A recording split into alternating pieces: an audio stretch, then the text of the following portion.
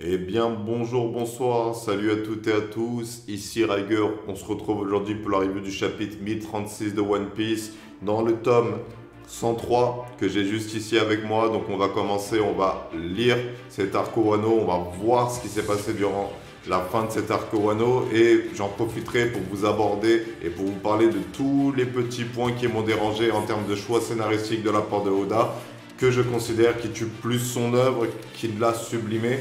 Mais après, chacun son avis, chacun est libre de penser ce qu'il veut du manga. Si vous continuez à kiffer One Piece, et ben, je suis content pour vous.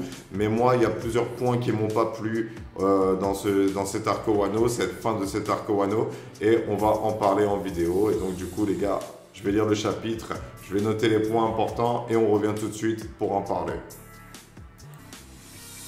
Et bien me voilà de retour après avoir lu le scan 1036. Alors, je ne vais pas vous mentir, alors je sens bel et bien de manière générale que la One Piece et moi c'est un peu terminé, parce que genre ce scan là en fait il a un peu ce côté un peu frénétique, tu vois, il se passe beaucoup de choses dans ce scan en même temps.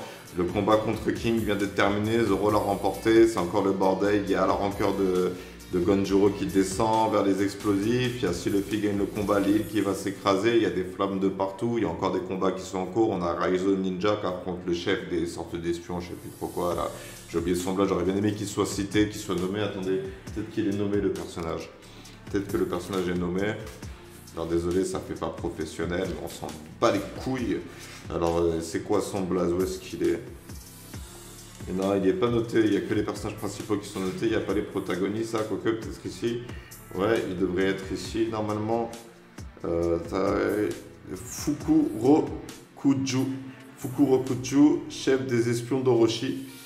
Alors du coup, j'ai lu, alors, il y a un point que je vais aborder maintenant, qui est la décadence pour moi dans One Piece, c'est la preuve que Oda, derrière tout, les fans crient au génie, là, actuellement.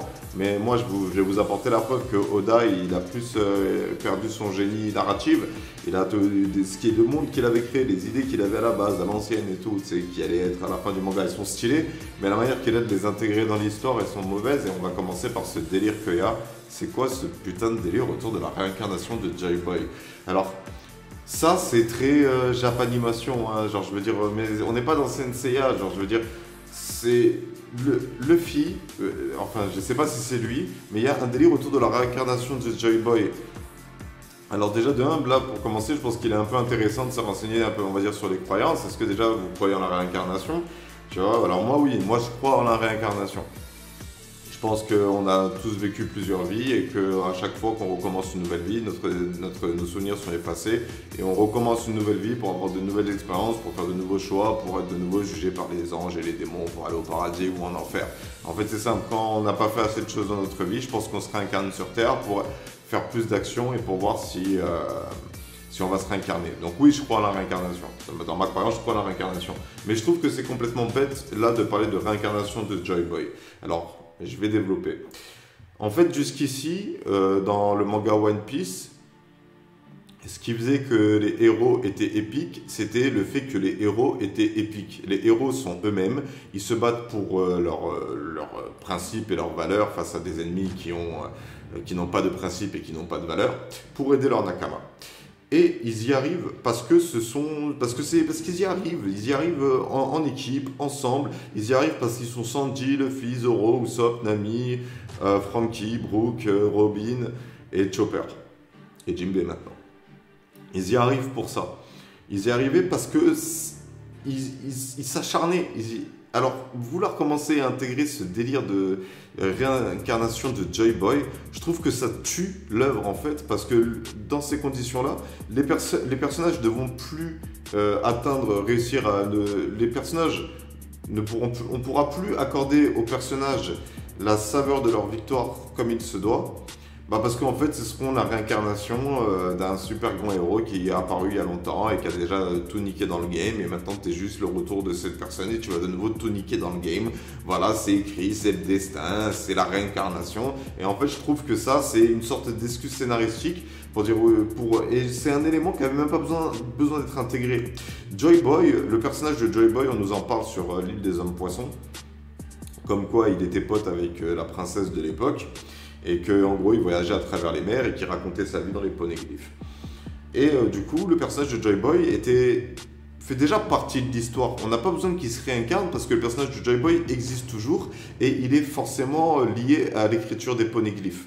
Alors du coup, rien que ça sur Joy Boy, c'est suffisant pour que le terme de Joy Boy et le personnage de Joy Boy aient de l'importance dans l'univers de One Piece. On n'a pas besoin de rajouter le fait que Joy Boy va se réincarner pour revenir sauver le monde et nous faire un Jésus 2.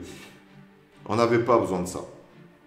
Autre chose qui a été abordée dans ce scan que moi j'ai pas noté, c'est tout simplement, là, on va en profiter pour en parler, Sanji qui s'est éveillé à la technologie du Germa.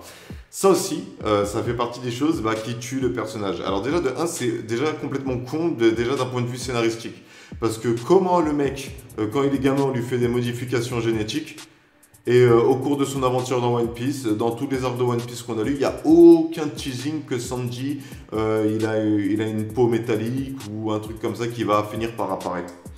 C'est la preuve que Oda il a eu l'idée des modifications génétiques du Germa C6 après tous les événements que Sanji a traversés, c'est-à-dire jusqu'à ce qu'on aille dans l'arc Tea Party.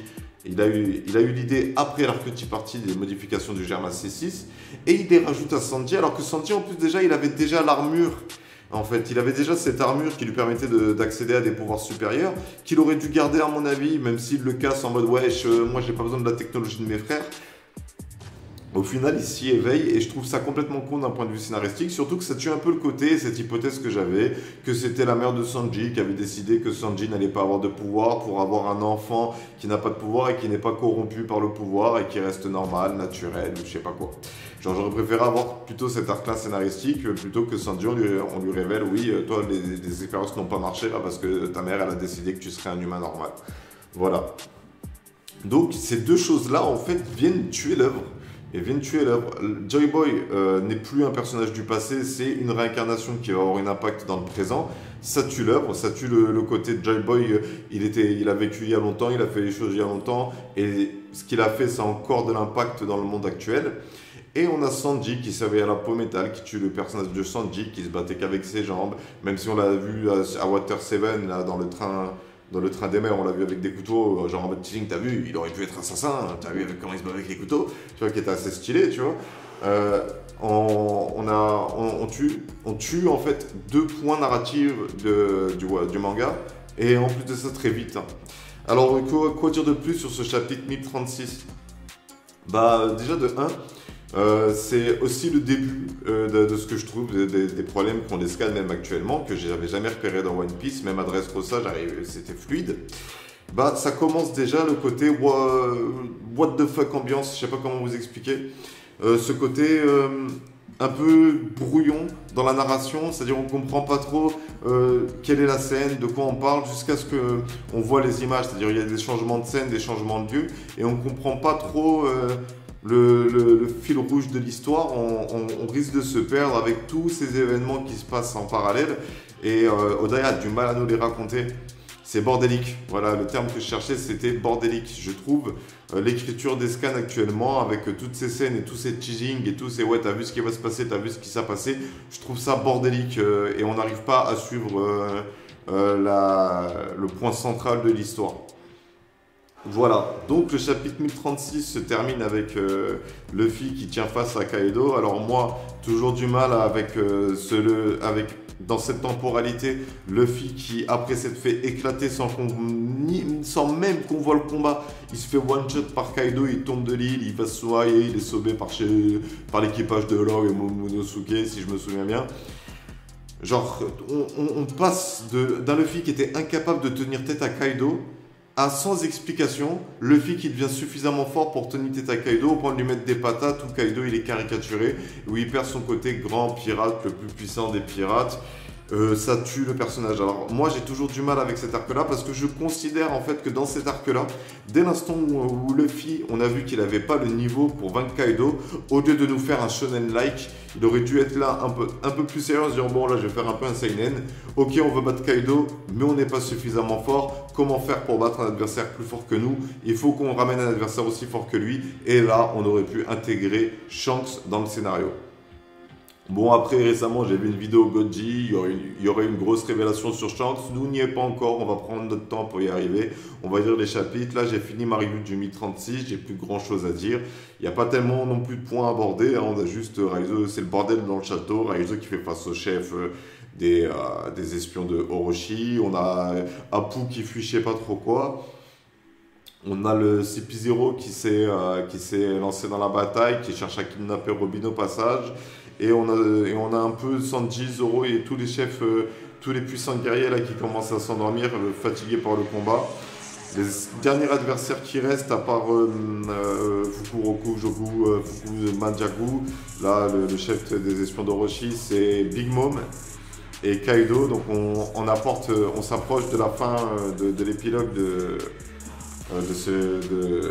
cet arc, hein. Donc voilà, ça va arriver. Moi qui ai beaucoup de mal avec cet arc là, juste parce que je considère que on va y arriver petit à petit. Là déjà je vous ai parlé des deux points que je trouvais dommageables dans l'œuvre One Piece actuellement. C'est bordélique.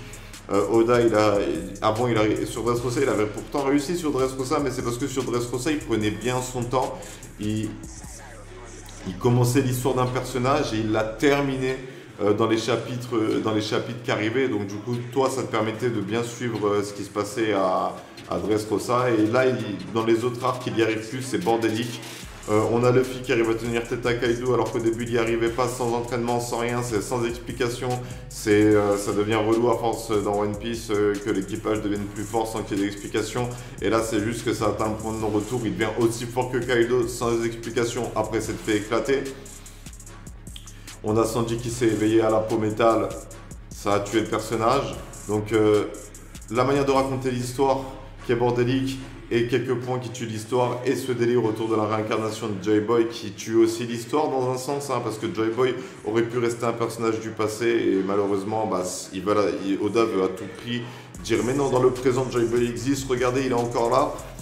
Voilà, ce qui me plaît pas dans One Piece actuellement. Bref, sur ce, c'est la fin de cette review. Dites-moi vous ce que vous avez pensé du chapitre, si vous a plu, si vous a pas plu. Je vous invite à le relire, juste pour voir de quoi on parle. Et sur ce, on va faire la preview du Mi-37.